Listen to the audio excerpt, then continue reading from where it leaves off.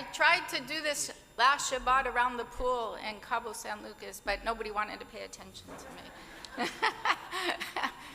Ma, no, wait till next week. You could talk to your friends. Okay, Shemot, one of my favorite books of the Torah because it really formulates us as a people. The Parsha, though, this particular Parsha is possibly one that covers more historical time than any other Parsha in the Torah, and it's going to be a long Parsha. So put your seatbelts on, sit back, and enjoy. Shemot introduces us to Moshe Rabbeinu, from birth taking us to the time in the palace,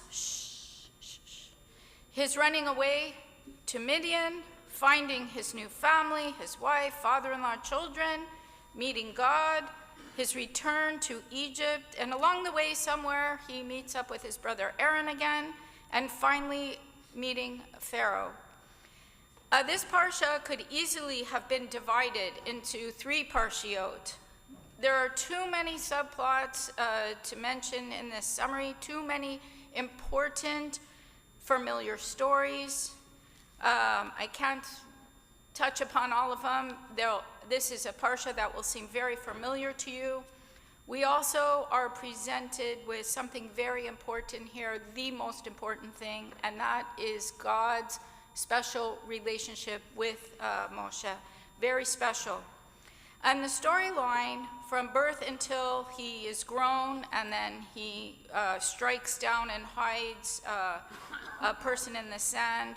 Moshe is living as an Egyptian like prince in the palace, and he's like sort of the grandson of the Pharaoh. So we can only assume that he was given the best upbringing, the best education, and a very privileged lifestyle. Just if you could just put yourself in the words, he was living in the palace there. The question is, did he murder the Egyptian man because he was an Egyptian taskmaster and he felt a kindred spirit to his fellow Jewish human, looking for justice, possibly? Or was he incensed that one man was striking another?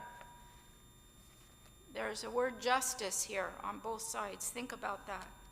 Helping the daughters of Jethro, the Midian priest, later on in the Parsha. Again, Moshe demonstrates his character by assisting the daughters of Jethro. When other shepherds were harassing them, he shoos the shepherds away. The daughters then had the freedom to easily do what they wanted to do, was water their animals from the well.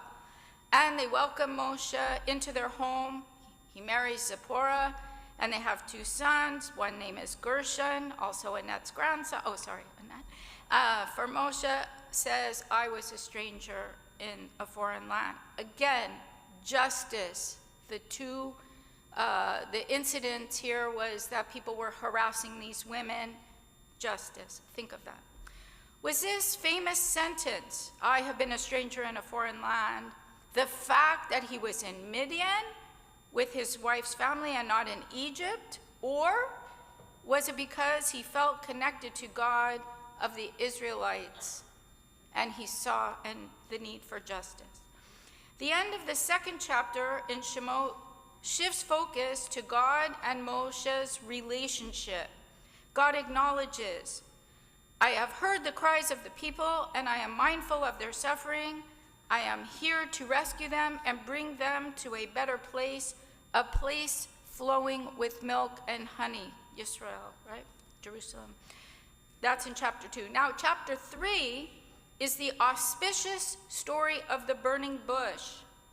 Real and connective dialogue happens between God and Moshe, as through Moshe was speaking to somebody as though he was standing right next to him, as Hashem was standing right next to him. From that moment on, Moshe and God communicate human to human.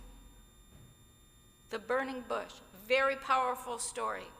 Chapter 3 is a demonstration of humility, of sensitivity, as Moshe humbly pleads with God not to take the job. He doesn't want the job as the leader. This is a very important point in the relationship between God and the people of Israel, with Moshe as the chosen leader. God is going to prove that he is the creator of all by choosing the lowest of society, the slaves in Egypt, to become a great nation. God is going to guide the Israeli people, the Israelites, and us into a role as the light unto the world. And the world will see what humanity is supposed to really be like, not what the news makes us out to be, right? And we do this through the Torah. This is the beginning. Shemot is the beginning of all of what happens today, all of our integrity, all of our morality in the stories that we're going to read in Shemot. It's a very important part and beginning of our history as a people. Another enormously important point in this Parsha, besides the human-to-human dialogue, is God revealing his name to Moshe. Very powerful. The only thing I could stress is to take a second and look at the section, which is chapter 3, verse 14, where it says, "This shall be my name forever, this my appellation for all eternity." And again, we are forming a relationship. It doesn't just happen. Relationships take time, trial, error, ups and downs, highs and lows, to become a solidified relationship.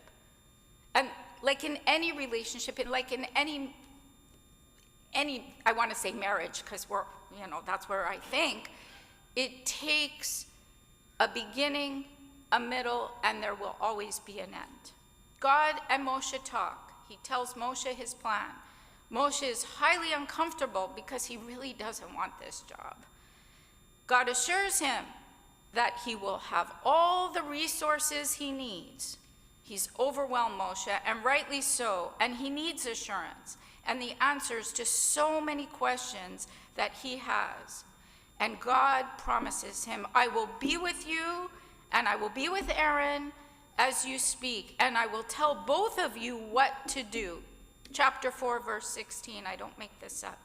Aaron comes into the storyline, and the two go, and they tell all the elders of the community of the plan. Then Aaron and Moshe go off, and they speak with Pharaoh. And this must have been a different Pharaoh than the one that chased Moshe away, because this Pharaoh actually took the meeting with the brother, and he didn't want to hurt him. So that's the Parsha. And again, I can't stress enough, this is the beginning of where we are today, the whole book. And look at it through the eyes of our ancestors, our forefathers, our teachers, how they behaved, how their characters shape us as Jews in the world all around. Am Yisrael Chai.